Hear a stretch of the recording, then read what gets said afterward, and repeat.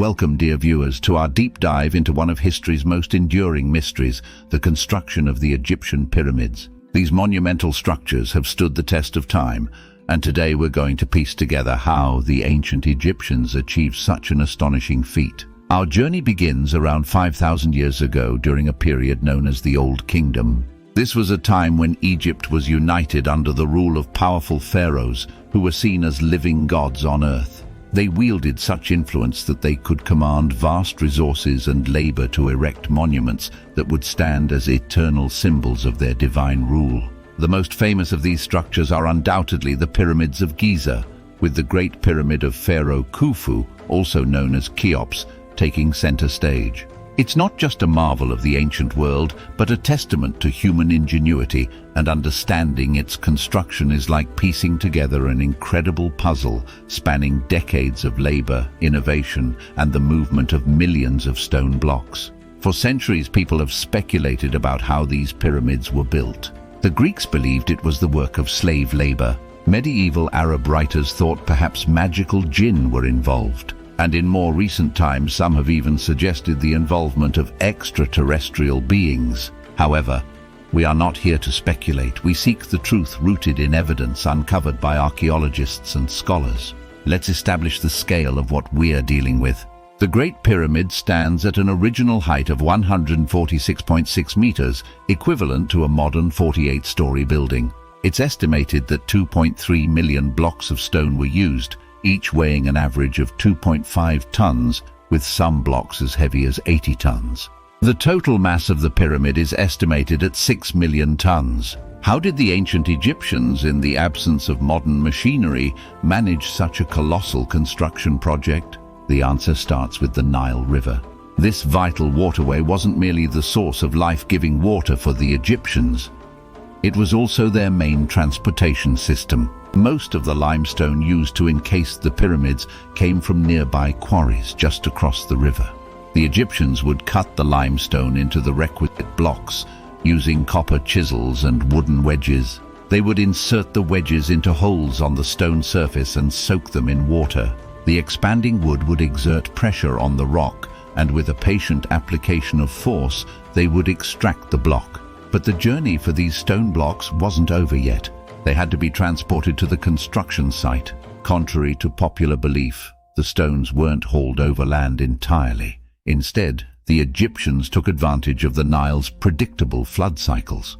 They constructed a series of canals that allowed them to bring their boats closer to the site during the flood season and load the stones onto the vessels. It's a marvel to realize that the transportation of the stones was thoughtfully timed with the inundation of the Nile, which each year would flood its banks, replenishing the soil with rich silt for agriculture and providing the means for transporting these massive blocks. Upon reaching the construction site near the Giza Plateau, the real challenge began: how to move these massive stones from the riverbank to the pyramid itself, and then lift them into position. There's substantial evidence that the Egyptians created an intricate network of roads paved with limestone, which could be moistened with water.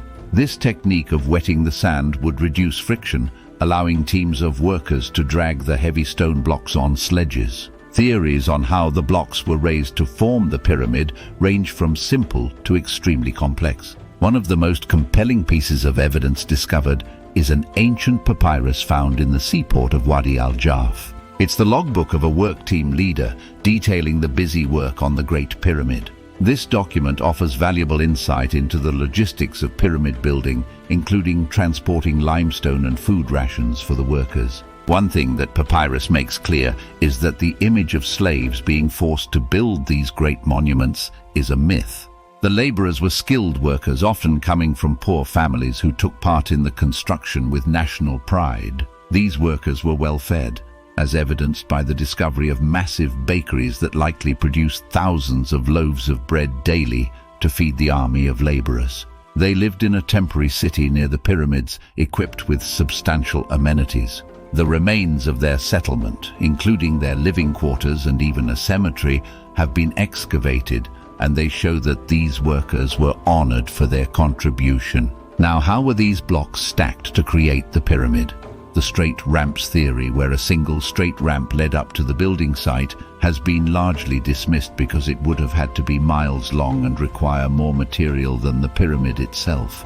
Instead, the leading theory today is that of a spiraling external ramp, supported by the evidence of remnants of such ramps around other smaller pyramids. Recent discoveries, including what might be the remnants of a spiral ramp system at the site of the Pyramid of Hatshepsut, lend credibility to the spiral ramp theory. By winding the ramp around the pyramid, the ancient builders could have minimized the ramp's length while allowing access to higher levels as construction progressed. The ramp would have been made of mud brick and coated with plaster to make it less sticky for the sledges and their cargo. Additionally, support for this theory comes from the observation of notches in the pyramid's edges that could have been used to support such a ramp. The precision with which these pyramids were built is another aspect of their construction that continues to baffle us. The Great Pyramid was aligned with almost perfect precision to the cardinal points. It's widely believed now that the ancient Egyptians had knowledge of simple astronomy, which they used to align the pyramids during the equinoxes when the sun casts a shadow in a straight line. But the question remains, how did they achieve such precision in the pyramid's dimensions and angles? Researchers think that a simple tool known as a merkit, the ancient Egyptian equivalent of a plumb bob, might have been instrumental. By using two merkits, ancient astronomers could take precise measurements of the stars and align structures accordingly. Now we enter the realm of mathematics, where the Egyptians proved to be exceptionally adept. Their understandings of geometry allowed them to calculate angles and ensure that each stone block would fit perfectly into place. They might have used ropes with knots at regular intervals to measure out the pyramid's base and ensure that the angles of the pyramid were consistently accurate. But for every stone placed, the work was not merely physical but also deeply spiritual. Pyramids were tombs, and for the Egyptians, the afterlife was a very real and tangible dimension. The construction of a pyramid was thus not just a state project, it was a sacred rite. Every block, every angle, every chamber within the pyramid was not only a representation of architectural prowess, but an aspect of a pharaoh's journey to eternity. Within these pyramids were burial chambers, designed to house the king's body, along with all the goods he would need in the afterlife. The most colossal blocks of granite were used to form these chambers, hoisted into place with sheer human strength, ingenuity, and perhaps leverage systems akin to modern-day cranes.